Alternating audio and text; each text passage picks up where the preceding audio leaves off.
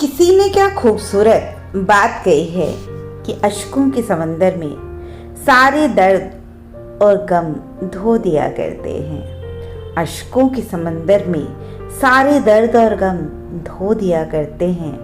बेहद मजबूत हो जाते हैं वो लोग जो लोग रो लिया करते हैं। नमस्कार दोस्तों, ईश्वर सदैव आपका भला करे और आपकी झोलियां ईश्वर के आशीर्वाद से हमेशा भरी रहे। तो दोस्तों, आज बात करेंगे एक कहानी की, एक ऐसी कहानी जो आपको ये बताएगी कि ज़िंदगी में यदि बहुत सारे दुख हैं, बहुत सारी परेशानियां हैं, कदम कदम पर लोगों के धोखे मिलते हैं, कदम कदम पर लोगों का कपटी व्यवहार मिलता है, कदम कदम पर लोग जिन्हें आप अपना समझते हैं वो आपके साथ धोखा खेल जाते हैं या डबल गेम कर जाते हैं।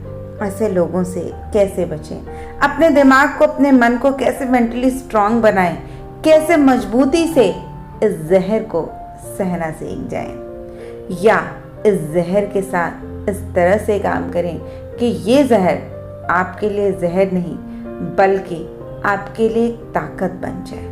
ये कहानी है एक लड़के की जिसका नाम था सुरेश। बड़ा परेशान रहता था। कितनी बार उसके साथ बहुत सारी समस्याएं हो जाती थी। कभी ऑफिस में बॉस के साथ बहस हो जाती थी, कभी घर पर वाइफ से, तो कभी किसी कलीग की बात से ठेस पहुंच जाता था। समझ नहीं आ रहा था क्या करे। तो एक दिन वो अपने गुरु के पास जाता है और अपनी समस्या बताता है।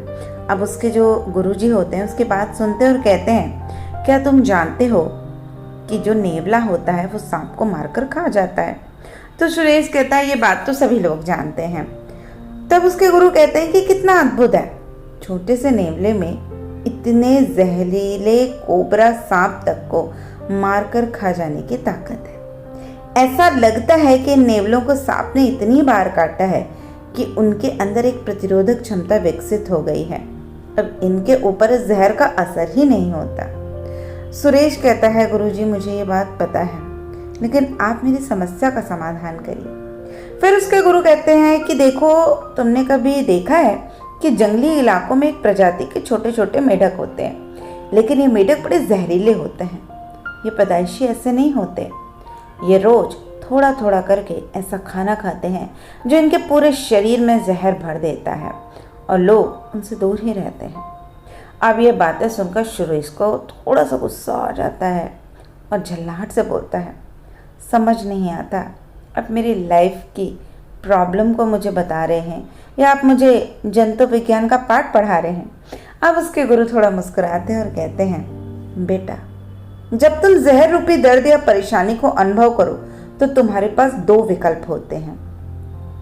पहला, तुम नेवले की तरह उस अनुभव को जहर के प्रति प्रतिरोधक क्षमता विकसित करने में प्रयोग कर सकते हो, यानी कि तुम विपरीत परिस्थितियों का सामना करके खुद को मजबूत बना सकते हो, या तुम मेढकों की तरह बन सकते हो और जहर को अपने शरीर का हिस्सा बनाने देते हो। इसी वजह से हर कोई उनसे दूरी बनाकर रखना चाहता है। याद रखें दोस्तों, ऐसा कोई इंसान नहीं जिसके साथ कभी कुछ बुरा नहीं होता। ऐसा होने पर कैसे प्रतिक्रिया करता है ये उसके ऊपर डिपेंड करता है।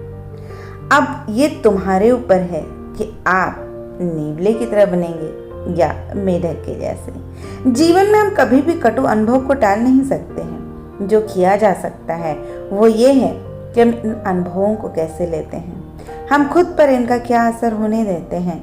किसी खट्टे अनुभव की वजह से खुद में खटास ला देना आसान ज़रूर है, पर ऐसा करना हमें उन मेढकों की तरह जहरीला बना देता है और धीरे धीरे हमारे मित्रों, रिश्तेदारों और संबंधियों तक को हमसे दूर करने लगता है। लेकिन अगर हम उस कटु अनुभव को सकारात्मक रूप से लेते हैं और खुद को मजबूत बनाते हैं तो हम उन नेवलों की तरह सशक्त हो जाते हैं और फिर बड़ी से बड़ी बाधाओं को पार करना सीख जाते हैं। इसलिए चलिए प्रयास करें कि जीवन में आने वाली बाधाओं की वजह से हम उनसे पार करना सीखें, ना कि खुद ही एक समस्या बन जाए।